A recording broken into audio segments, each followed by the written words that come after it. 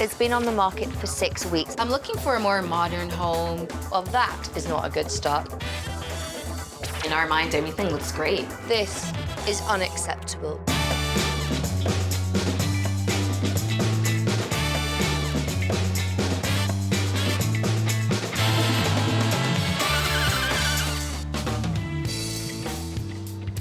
When you're selling your house, it can be really hard to know which home improvements are going to give you the best return on your investment. My job is to give guidance to homeowners to turn their unsellable houses into surefire sellers.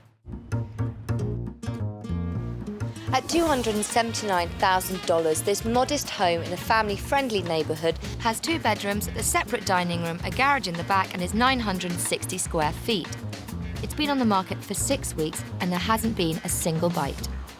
That is why I'm here to convert this unsellable house from sad to sold. Gail works in marketing and event management, feisty and independent. She raises her 2 daughters, Chanel 19 and Tyra 15, on her own. They've been loving their home for more than 5 years. Up or down? Getting this home was like a milestone in my life. It was my first home. The kids and I were on our own. This was the perfect size for us at the time. But the house doesn't suit their needs anymore. I'm in the basement alone. I feel like I'm part of the family if I was upstairs with them. This house is very small, and I need more space to move around. I'm looking for a more modern home, something with a lot more space. 2 months ago, Gail took matters into her own hands. I can sell it on my own. I don't need to bring in an agent. So I created my own listing. I did a mass email to a lot of people that I know. I also put it on an internal bulletin at my job, as well as on the internet. But her plan backfired. I didn't get a lot of interest. It was a disaster. After about 6 weeks of selling it on my own, I went and got a professional. So for Gail, it's now or never. In order for the kids and I to move forward, this house has to sell. Gail's semi-detached house is one of many similar homes in this up-and-coming hotspot 20 minutes west of the city centre. Houses like hers sell in 15 days for around $300,000. And even though Gail listed her house at $279,000, with 4 open houses and 10 showings, she's had no offers. Competition for affordable homes like Gail's is fierce, so why has it been on the market for 6 weeks? I'm gonna go and find out. Look, one good tug and I could literally rip this off. The paint is all peeling. There's a disassembled table over there. This porch is hazardous, unsightly. And with this porch in this condition, there's no way Gail could talk any buyer into a sale. Dining room with quite a lot of eclectic furniture. It's like someone sort of half-heartedly tried to make this house ready for sale. Peeling 80s peach wallpaper and a manky old carpet runner. I never understand why people put their largest pieces of furniture blocking the doorway, because it makes the room feel smaller because you've got to manoeuvre around. And they couldn't even put their blinds straight. Oh, I was expecting a terrible kitchen. Moving on through.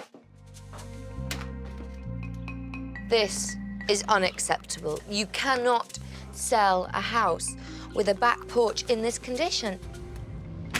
I dread to think what's upstairs. This might be one of the worst paint jobs I've ever seen. I find it hard to believe that anyone thinks that you can show a house in this state and expect it to sell. No wonder Gail is feeling overwhelmed. Any buyer walking in off the street would feel exactly the same.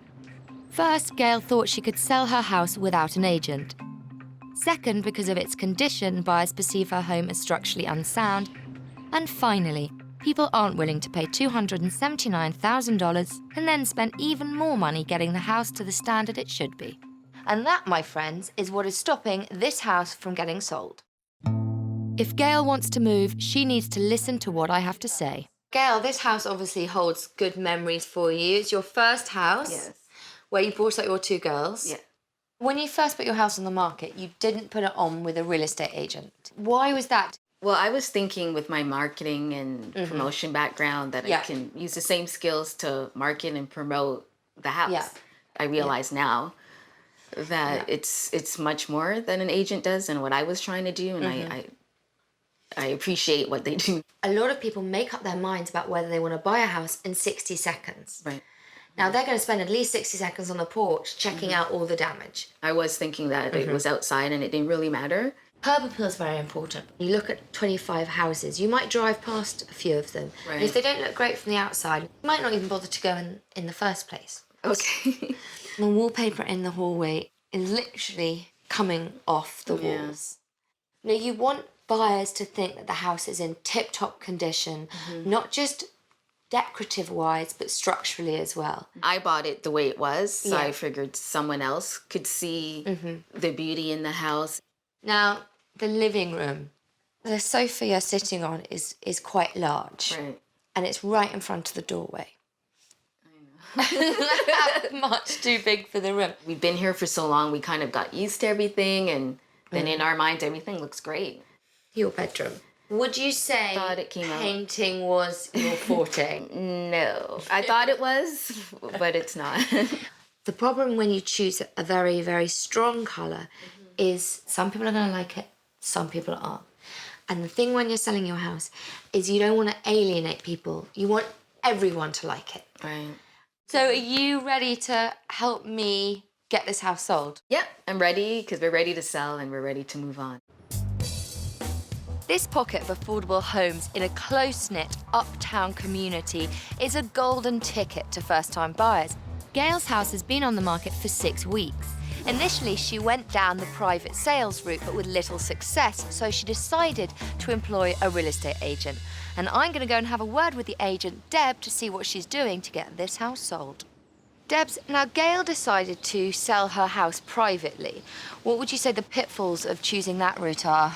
First and foremost, she doesn't have access to MLS, which, of course, is accessible by over 25,000 agents. And along with that comes legal elements. So I think that when people try to sell their homes privately, they might become targets for somebody that might not have the purest thoughts. You know, this is where mortgage fraud and real estate fraud might enter into it. How would you differentiate yourself from another real estate agent? What do you think you bring to the table? Understanding the marketplace, what's happening in the particular area. So you're in a position to really be able to sell the house from the perspective not only of the seller, but of the buyer that might be looking to move in. What advice did you give to Gail?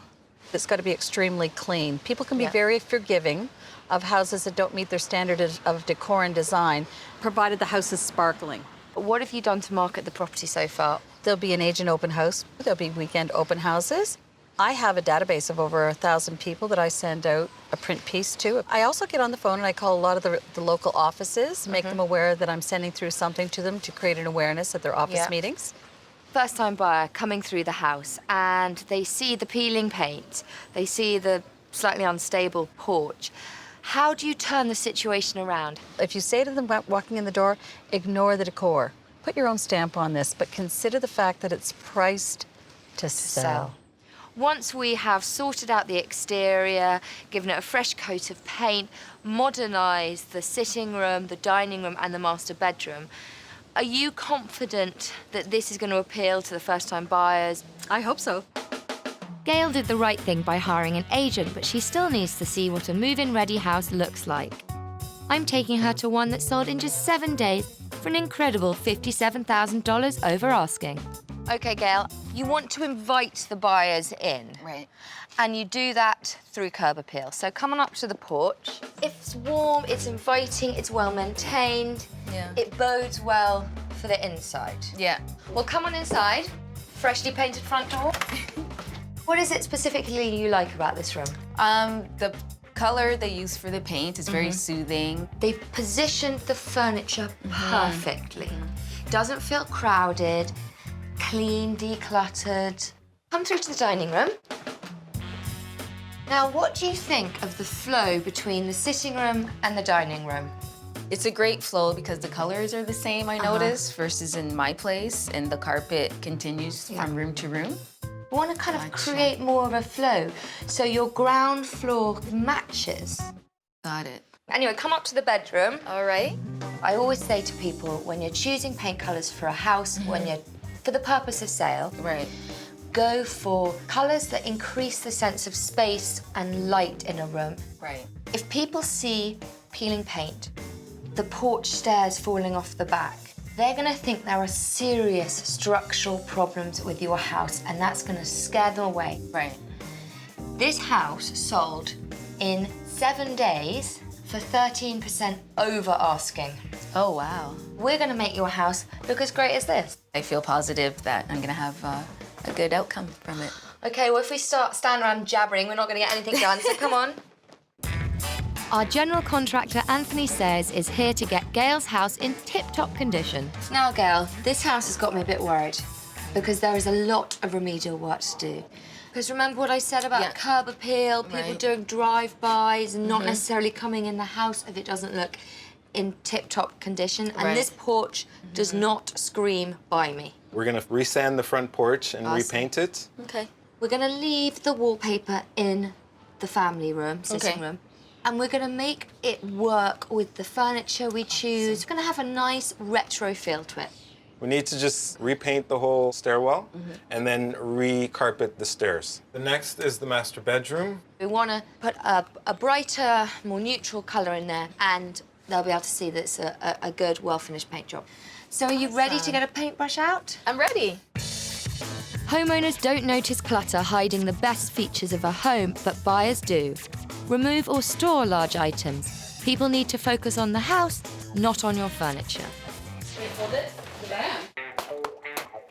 Don't let a potential sale be ruined because of a dodgy booby trap. So think safety. Hazardous construction should be fixed or torn down. Knowing what buyers want is key to selling your home. This price point attracts first-time buyers who don't part with their money easily. Poor upkeep results in no offers. Even though the changes have barely begun, Gail knows there's a light at the end of the tunnel. This whole process of making the changes to the house in order for me to sell is definitely an eye-opener, and I've learned a lot from it. Gail's house has been on the market for 6 weeks. With 4 open houses and 10 showings, her dream to move to a turnkey home has been put on hold. We've only got 3 days before the open house. Improving the staircase will help get a sale. I'm just taking the last of the tacks out of the carpet so I can rip it out. I am so relieved we're getting rid of this carpet. It looks like the new runner is thin enough so Anthony can use a staple gun. You want to staple it all the way along here. Make sure it's nice and secure, right? And then afterwards, you would put the nosing back, screw it down.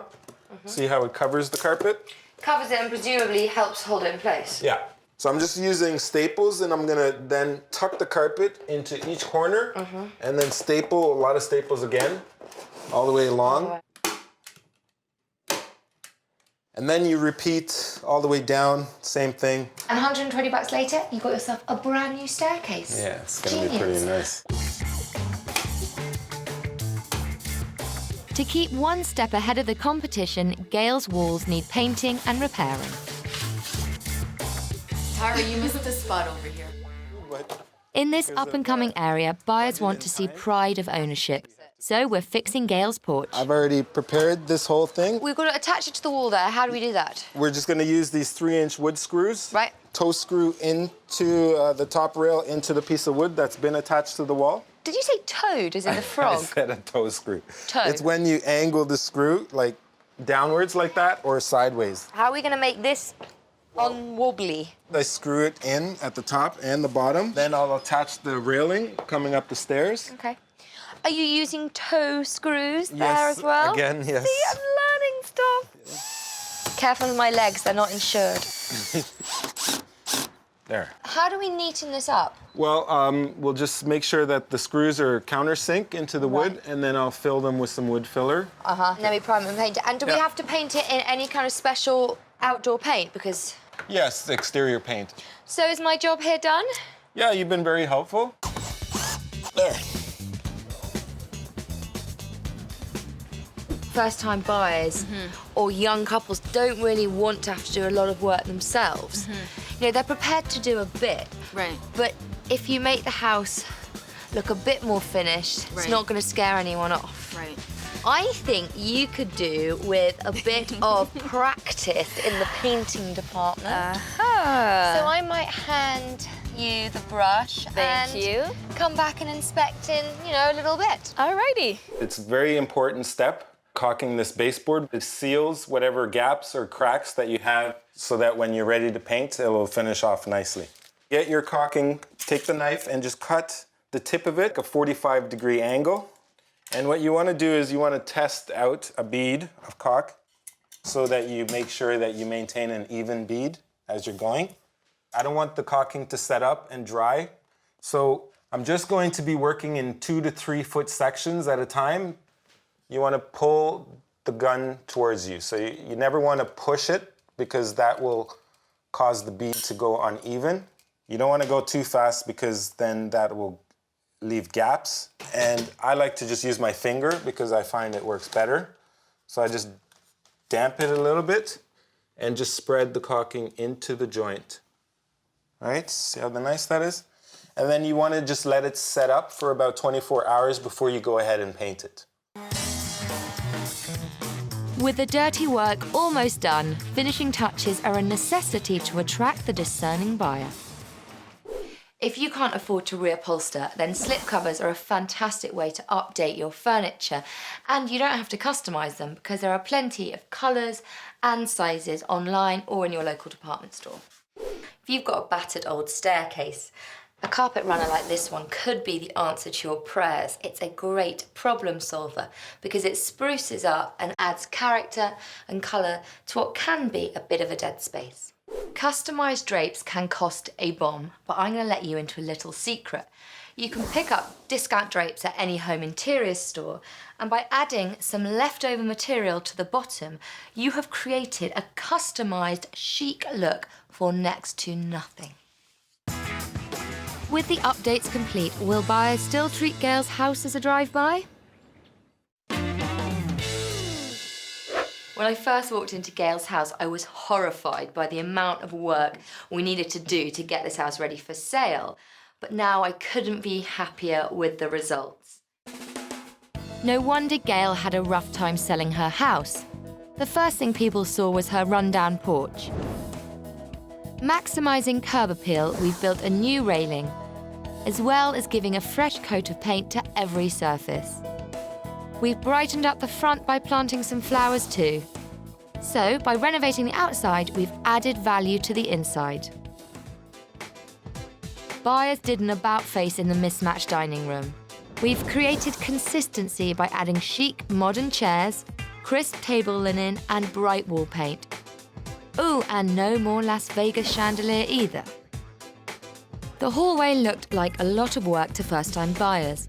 With the updated walls and a new carpet, people will no longer mistake this house as a DIY money pit.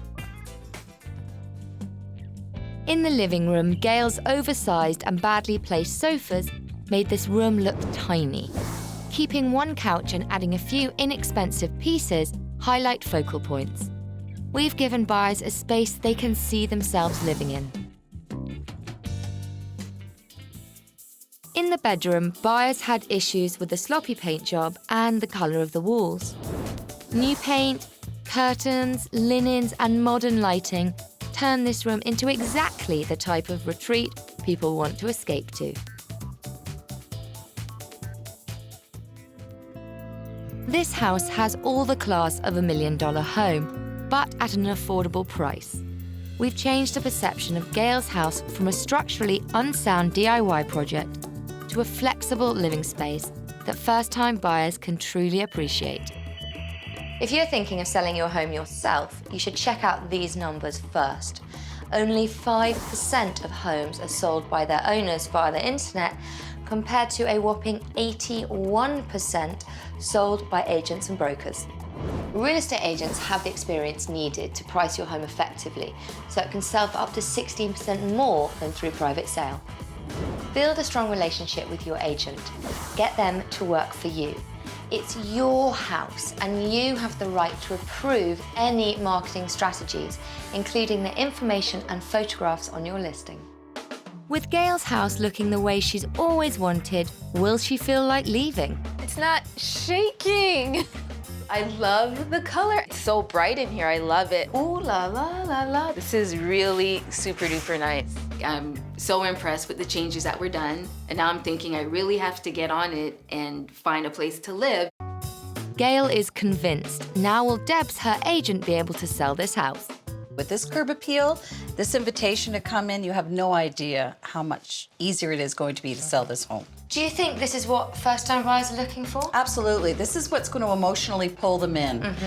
That light fixture is heavenly. And people will look at that and they'll know they'll want to write that into the offer. They'll look at the draperies and they'll want to write that into the offer. Now I can say this is worth every penny that it's priced to. Hooray! Gail's new agent approves. One last hurdle, the buyers. This house is priced at $279,000. That's amazing. Because most of the houses I've looked at are considerably more money. Yeah. And not nearly as nice. First-time buyer home, for sure. A street appeal to a house is important to me.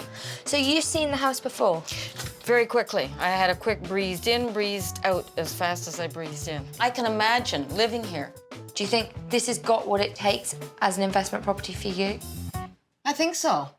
We have converted Gail's modest, semi-detached house into a home that I think any first-time buyer would be proud of.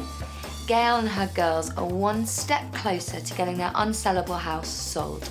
Sure enough, just after the Unsellables left, Gail accepted an offer of just under the asking price. We've turned this house from unsellable to sold. Wow, this is great. It's gonna be very hard to leave. Are those my old ugly drapes you guys fixed? I'm not gonna wanna leave. Wow, this is like a whole different place. It's so much brighter in here. It's like you added windows, but you didn't. I love it. Wow. We got a lesson on matching colors here. And painting.